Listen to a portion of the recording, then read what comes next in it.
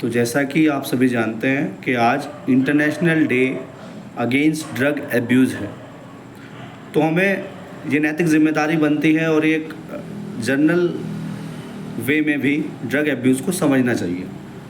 तो आइए drug abuse को थोड़ा मैं समझाने का प्रयास करता हूँ आपको। तो पहले ड्रग एब्यूज़, ड्रग का मतलब है दवा, एब्यूज़ का मतलब है दुरुपयोग, दवा का दुरुपयोग करना।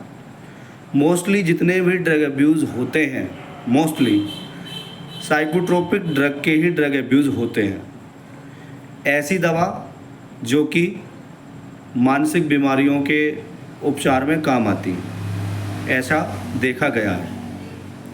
और ड्रग एब्यूज़ समझने से पहले आपको ड्रग डिपेंडेंसी और ड्रग टॉलरेंस भी समझना पड़ेगा।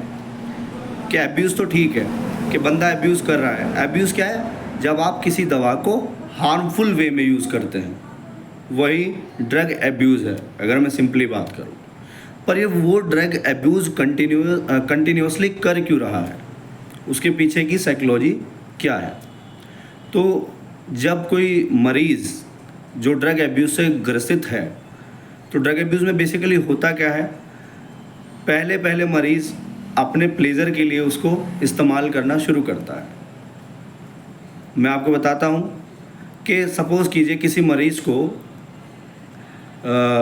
किसी डॉक्टर ने एक ड्रग लिख के दिया, क्लोनाज़ेपाम। क्लोनाज़ेपाम बेंजोडाइज़ेपिन कैटेगरी की ड्रग है। तो जैसे ही क्लोनाज़ेपाम लिख के दी, अब क्या हुआ? क्लोनाज़ेपाम लिखी थी 0.25 mg, उसको नींद आ रही थी, अच्छी खासी नींद आ रही थी उससे। अब उसने उस पर्चे का मिसयूज़ करना शुरू कर दिया है कि 15 दिन में रिन्यूअल कराना होता है, बट वो रिन्यूअल नहीं कराते, ठीक है, उसका यूज़ करते हैं। अब धीरे धीरे बॉडी में उसका हैबिट क्रिएट हो गया है। हैबिट मतलब, अब आप सुनिए ड्रग टॉलरेंस क्या है और ड्रग डिपेंडेंस क्या है। ड्रग टॉलरेंस में क्या होता है कि अभी वो 0.25 mg का जो गोली था वो इफ़ेक्ट बॉडी में दे रहा था प्रॉपर, बट एक समय के बाद उसने बॉडी में इफ़ेक्ट देना बंद कर दिया। तो जैसे ही बंद किया, अब उसको मैक्सिमम और हाई डोज की ज़रूरत है। अब वो 0.5 पर गया, फिर 1 mg पे गया। तो इस तरीके से ये होता है ड्रग टॉलरेंस। टॉलरेंस का मतलब है सहनशीलता।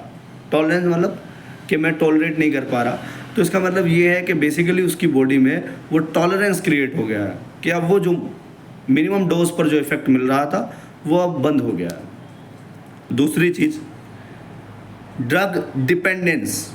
ड्रग डिपेंडेंस को मैं एक एग्जांपल से आपको समझाना चाहूँगा कि जैसे कि जो बेंजोडाइज़ेपिन का, सपोज़ कीजिए कोई मरीज़ बेंजोडाइज़ेपिन का मिसयूज़ कर रहा है।